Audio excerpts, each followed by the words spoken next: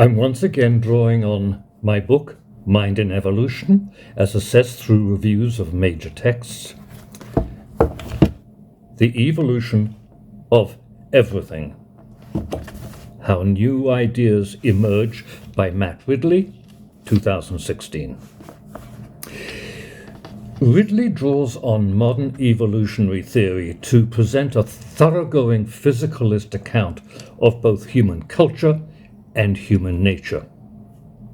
He introduces a couple of main issues through which he organizes this. One is on human culture, the other is on human nature from a physicalist point of view. And in the course of doing so, he breaks it up into certain missions. So here we are, issue 1. Human nature is not directed top-down by creative geniuses. Instead, it evolves bottom-up through the pursuit of self-interest by intelligent hordes. This Ridley details in chapters titled The Evolution of, followed by topics: morality, culture, economy, technology, personality, education, population, leadership, government, religion, money, and the internet. A few other chapters cover the evolution of how we've thought about things: the universe, life, genes, mind.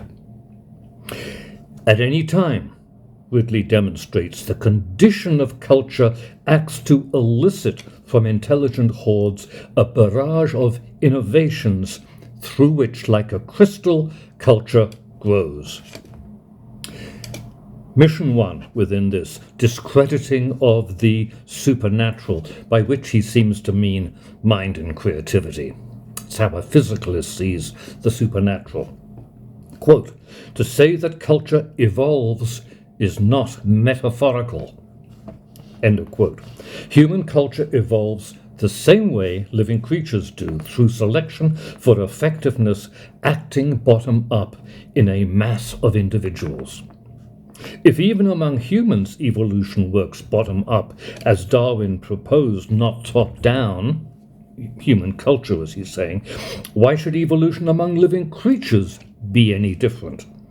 In our accounts of where living creatures come from, we've no need of top-down direction by a supernatural being. Mission 2. Facilitation of Edward O. Wilson's consilience. Ridley's bottom-up generation of culture invalidates how the humanities conceive of their role.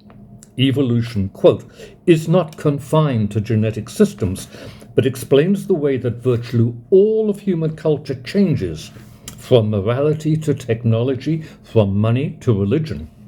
The way that human history is taught can therefore mislead because it places far too much emphasis on design, direction, and planning, and far too little on evolution. Going to read that again.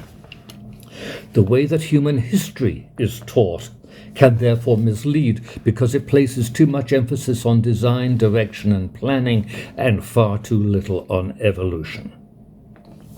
End of quote. Ridley is providing a mechanism through which the humanities can be re-established on scientific principles. Quote, there is an almost perfect parallel between the evolution of DNA sequences and the evolution of written and spoken languages.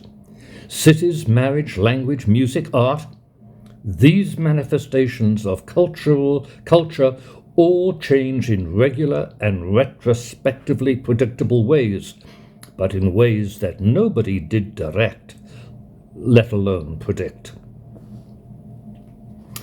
Mission 3. Confirm natural selection is the primary mechanism of evolution.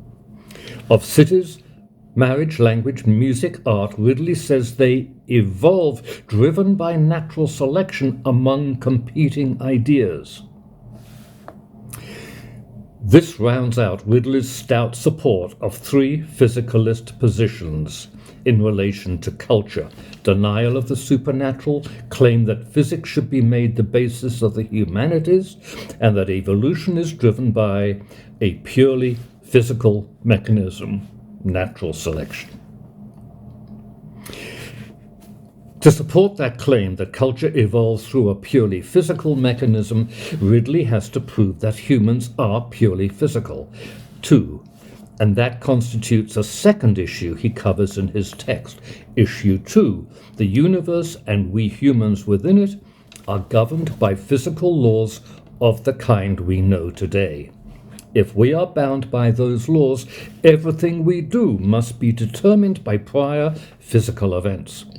Of physicalist arguments about mind, he says, quote, there is no doubt that these thinkers have banished the popular dualist version of free will, the one that is incompatible with determinism. All that determinists are asking you to accept is there can be no effect without cause. That is, without physical cause. You are not free to consider options and choose between them. Your choice is determined. You cannot create anything genuinely new. Your thoughts and behaviors are determined by what's happened before. The only conclusion, then, is that Francis Crick was right in his astonishing hypothesis, namely that, quote from Crick, a person's mental activities are entirely due to the behavior of nerve cells, glial cells, and the atoms, ions, and molecules that make them up and influence them. Ridley refers to, quote, the absurdity of the self, the mind, the will, the ego, or the soul, all to the extent that they are real, are mere manifestations of the body, rather than separate from it. The notion that there is a unitary piece of selfness somewhere deep within the grey porridge inside the skull is plainly just a powerful illusion. There's nothing about us you couldn't create through a purely physical process such as natural selection given enough time. There's the physicalist position on evolution. It's a very nice account of both culture and evolution of living creatures and humans being determined. He wraps it all up. I seem to detect a contradiction. Innovation depending on evolution and the universe being purely physical. Quote, I'm going to argue that innovation is an evolutionary phenomenon, end of quote. Humans can innovate. Quote, the truth is almost all discoveries and inventions occur to different people simultaneously. The phenomenon is so common it must be telling us something about the inevitability of invention. End of quote. So the ground out of which human culture evolves is whatever it is that allows us to innovate, not something that already exists. Doesn't that demand of us capabilities, creativity, for example, that can't exist in a purely physical universe? Ridley can't tell.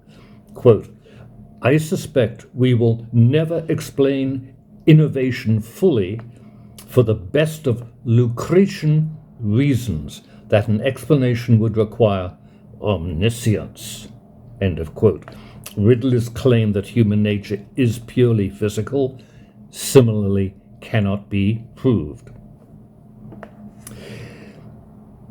Does Ridley know how evolution works? He says the development of an embryo into a body is perhaps the most beautiful of all demonstrations of spontaneous order. And yet he's sure that there is no overall plan, just cells reacting to local effects. How can he know? Of course he can't. It's physicalist dogma. He quotes a poet, Émile Chartier, about the design of boats. Quote, it is the sea herself who fashions the boats, choosing those which function and destroying the others. Literally, of course, This isn't true. The sea damages boats and then shivers the timbers from them into splinters. It never fashions them into new boats. That takes a living creature able to innovate. Maybe not a genius, but intelligent and creative.